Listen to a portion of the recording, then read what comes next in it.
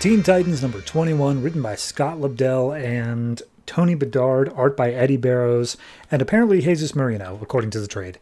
So, last issue we had Trigon attack, they fought him off, and then Trigon's brothers all showed up. Or, sorry, Trigon's sons, who are three brothers of Raven. And so, Red Robin's like, hey, they called you little sister. Are they like actually your brothers? And it's like, yep, they are, and they are here to like kill everyone. And so it's Teen Titans versus these three demons, and they're like, okay, we're gonna make this real easy for you. Step away from our sister, and then we will destroy your world. And he's like, that's not a very good deal. And so at that point, Superboy interrupts their whole thing. He sends out a telekinesis wave, and that allows them to initiate pattern 6, which is basically everyone split up and take one. And so I'm just going to go through each one of the things on their own. So the first thing we get is Wonder Girl and Bunker take the one with an axe. And Wonder Girl's like, hey, let me handle this fight. My suit was literally designed to fight the agents of Trigon. And Bunker's like, but I can make purple bricks into a suit of armor, so I'm also good. And he's just like, yeah, Bunker, you're fine, you're good. So they stand up against like a big wave of like flames and shit like that from the pair of them. We see that Wonder Girl manages to wrap her lasso around the guy's axe and hold him in place long enough for Bunker to literally drop a bunch of bricks down on his head, seemingly knocking him out and crushing his skull in the process. So secondary one is Kid Flash along with, what's her name? Solstice. And they run him deep into Midtown and just start supersonic speed punching the crap out of him. He doesn't have any weapons, and Kid Flash calls him out on it. And it's just like, oh, your brother had an axe, and the other one had like something as well. You got nothing. And he's like, oh, but I do. And so he looks like he goes unconscious, and Solstice is like, man, I just caught up, and you've already knocked him unconscious. That's great. And turns out that he actually just possessed Kid Flash. So the Solstice somehow realizes between the pages, and she starts chasing down Kid Flash throughout the town. He gets hit in the head with a single rock, like not even bigger than his hand, and he immediately just falls to the ground and snaps out of it. And he's like, yes, it seems though he was already struggling to keep his possession over me as my mind moves at 873 miles per hour. And then he just leans in and kisses Solstice, and she's like, oh, okay, well, this is happening. So then the last one is Superboy, Red Robin, Beast Boy, and Raven, all against the oldest brother.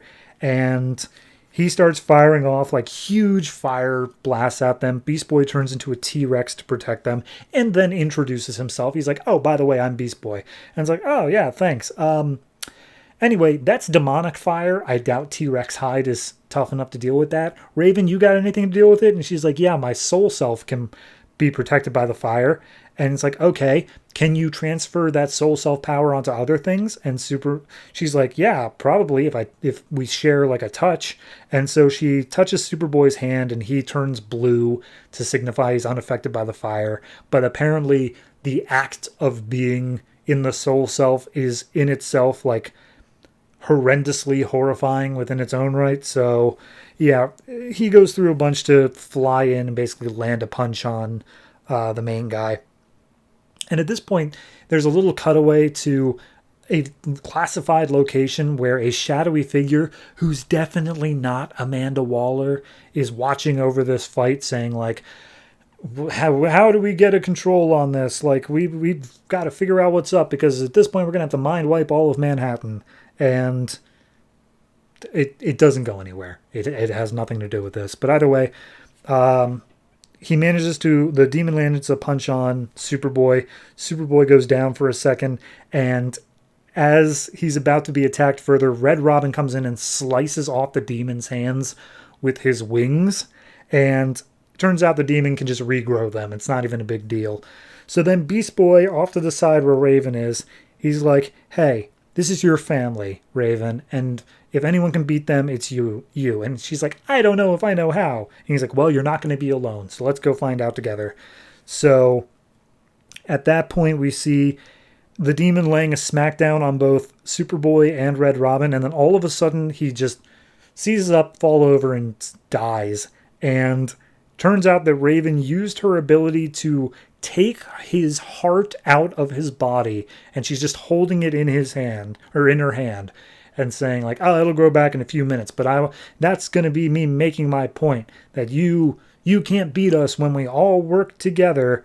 And so the rest of the team all assembles and just like, well, if I've learned one thing in my existence, it's that Trigon never gives up. He's going to keep coming back. And then literally right then, Trigon springs back up. He takes control of Bunker, Superboy, Kid Flash, and Wonder Girl. And it's like, yeah, and I'm going to do it right now. And I'm going to attack you with your own teammates. Tee-hee.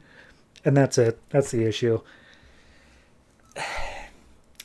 If Trigon was just going to come right back, why in the hell are we bothering with like this whole little extra thing here of like, oh, but the brothers are going to show up first? Like, who cares?